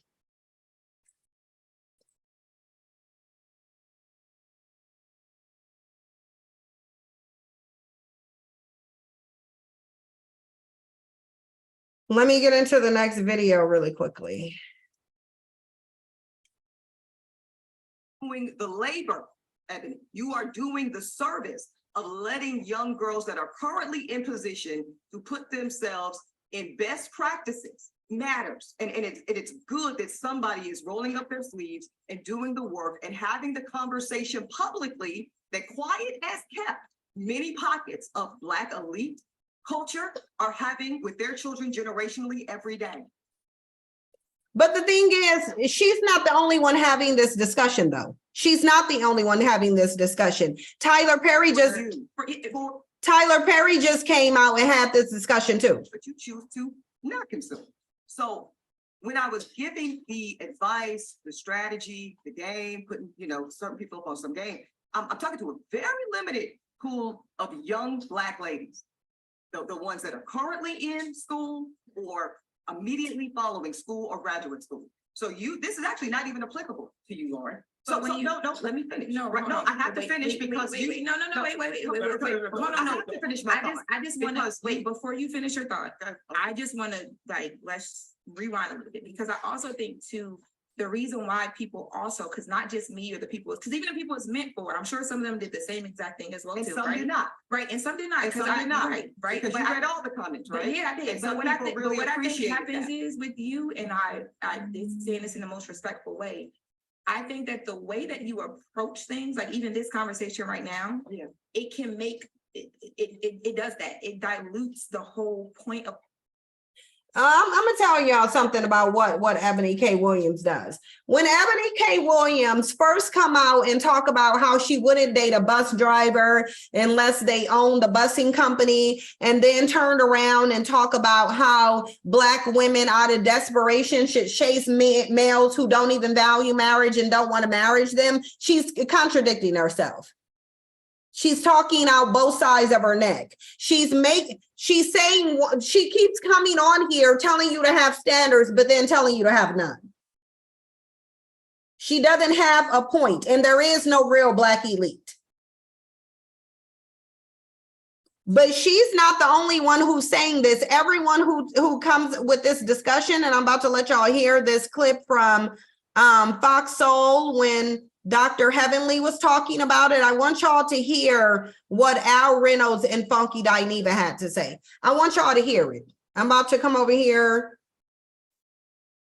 Here, let me let y'all hear it. I'm gonna play it all the way through so we can hear what they're saying. And if I need to stop, I'll stop. But I want y'all to hear what this level of desperation that's been promoted, because this is really at the root cause of it.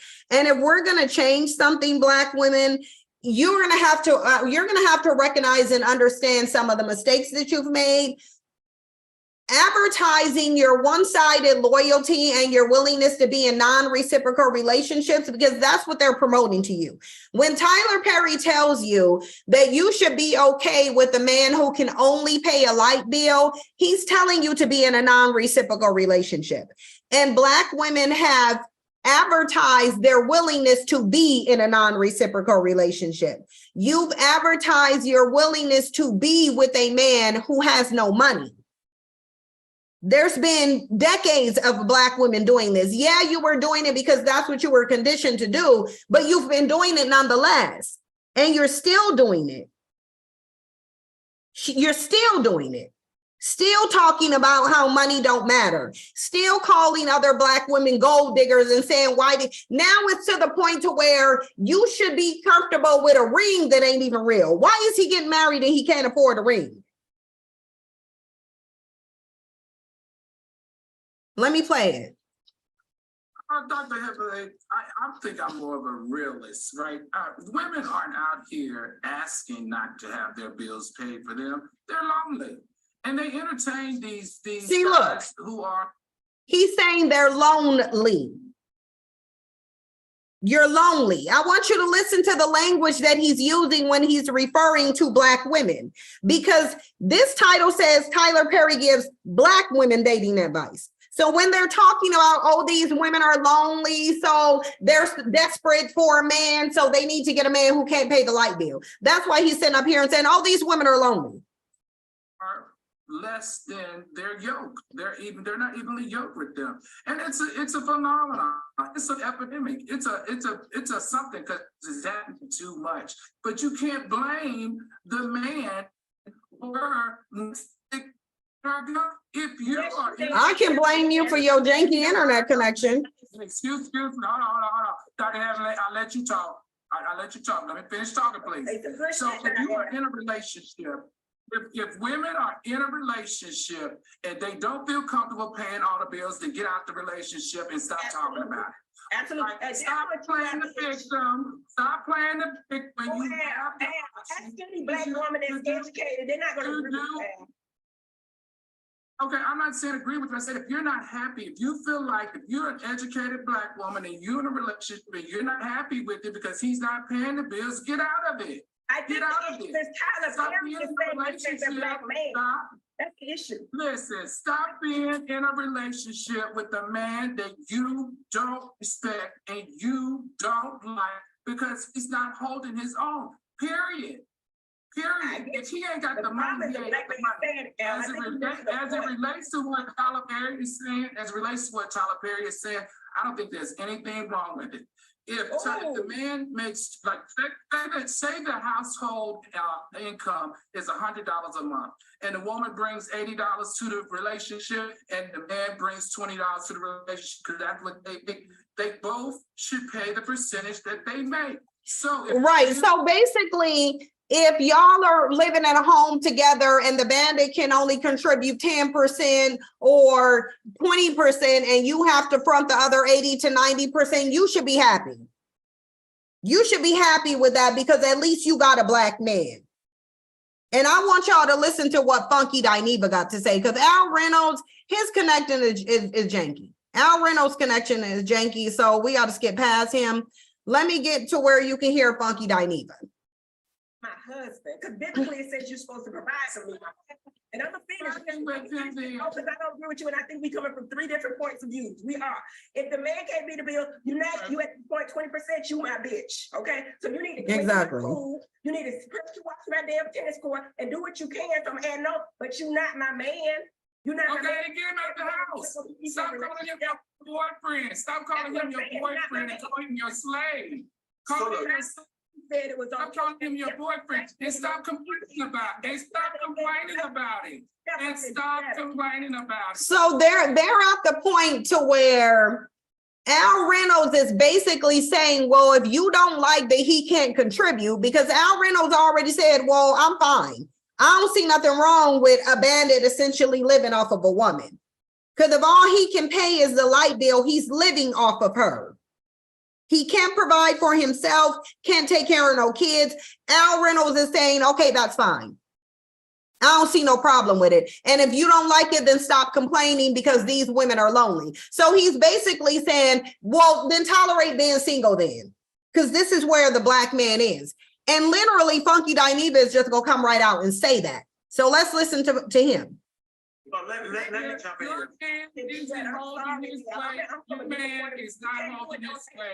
All right, let me jump in here real quick because the audience is and call on heaven. You got to be quiet because can't nobody hear when all us talk. So first and foremost, I think Tyler Perry used an extreme, right? I don't think in the real world, nobody, man, woman, or flower pot is finna sit back and just let some bitch come up in their house and be paying a light bill. Here is the question, and I post this on my Instagram, and heavily, I want you to give me a realistic answer.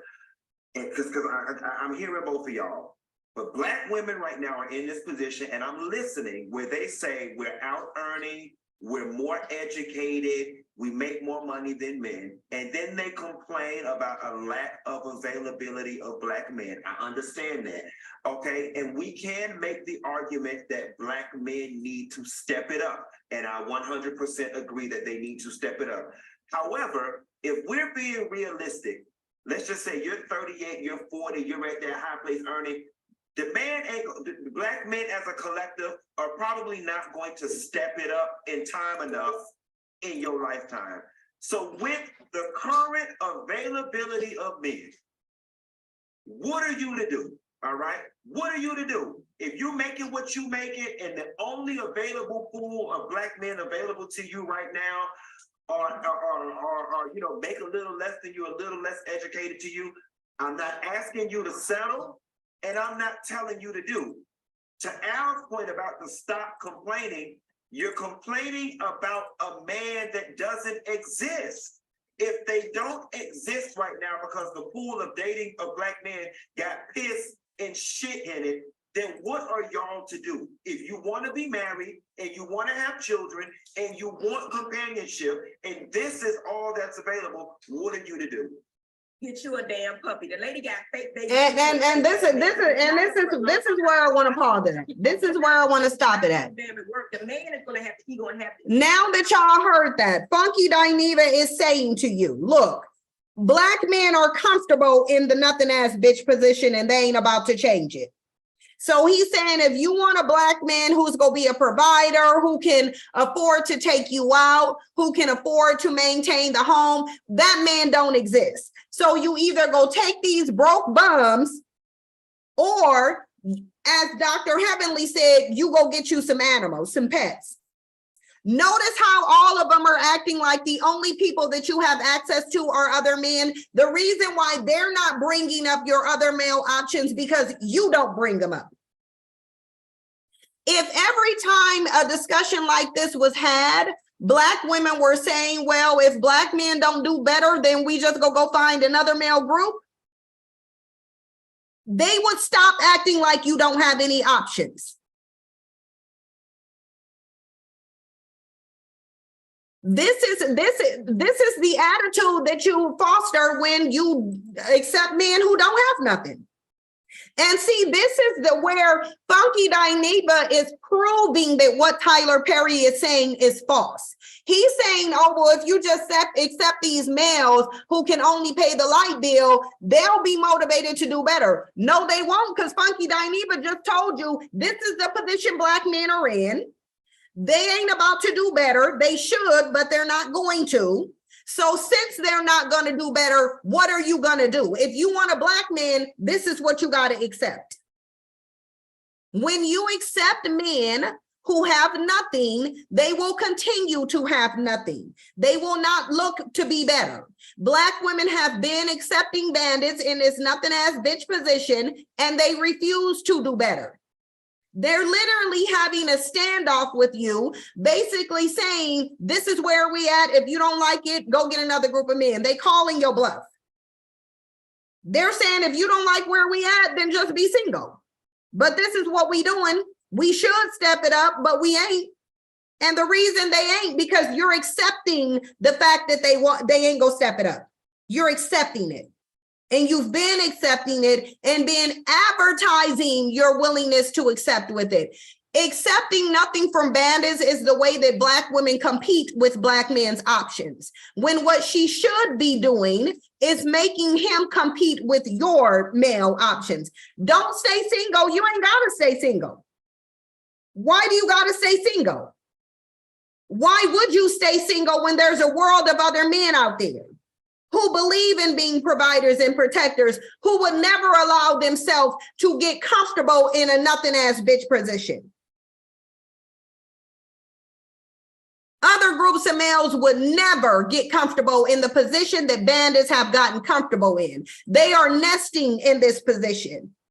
And they're saying, I'm nesting in this position. I'm comfortable here. I ain't about to put in the work to get more.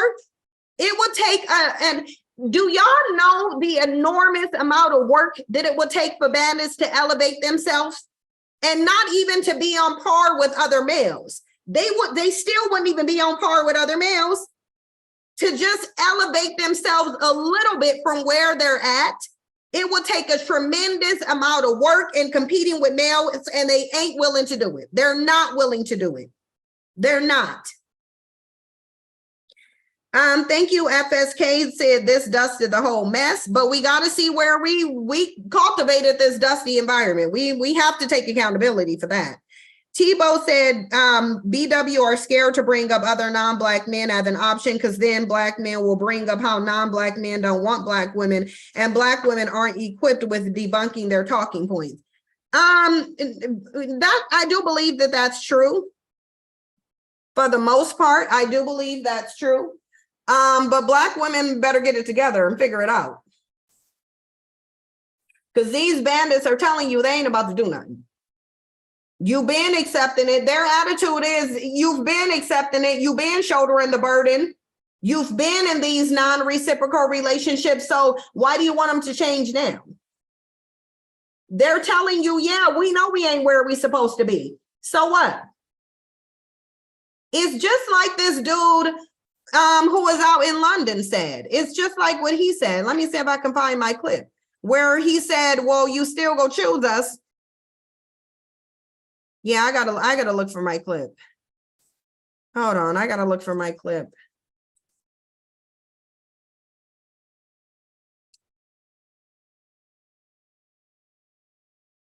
Because they telling you, well, you still about to choose us. So we ain't about to give you nothing. And that's basically what Funky Dineva is saying. He's saying, yeah, we know. We know we broke. We know we dusty. We know we ain't got nothing to offer you. We know most of us can only afford to pay a light bill, if that. And what are you gonna do? You want a Black man, don't you? You said we were the prize, didn't you? You said we were your preference, didn't you?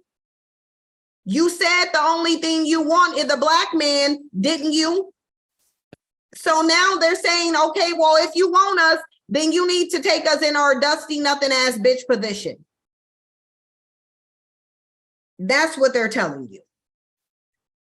And most Black women are going to continue to accept them. They're going to continue. Most Black women are going to continue to accept them. They will. And they know it. They don't feel like they're at risk of losing your support. That's why they are emboldened. They would never be this bold if they thought they had the possibility of losing your support. And that's why Ebony K. Williams can and is sitting up in here parroting off Kevin Samuels' old, stale, now buried talking points. And she ain't about to give you no point of reference. She's not about to do that. She's not about to cite no sources. She's not about to pull up no data for you. Absolutely not. She ain't gonna do it. She's just gonna sit up there just like all of these bandits do. And she's gonna tell you, oh, well, Black men got a lot of sexual marketplace value. Oh, Black men's desirability increased. Yeah, but y'all saw that I just tried to do a Google search. I found no such information. Ain't found one piece of data that talks about how Black men are more attractive as they age. It's talking about how Black men's health declines as they age, how their lifespan gets shorter as they age, how unattractive physically and unhealthy and sickly they become with age. Ain't nobody sitting up here look like these bandits ain't sought after the older they get. Ebony gonna have to prove it. I want to see the proof, Ebony. That's my thing. Prove it. I want Ebony to prove it.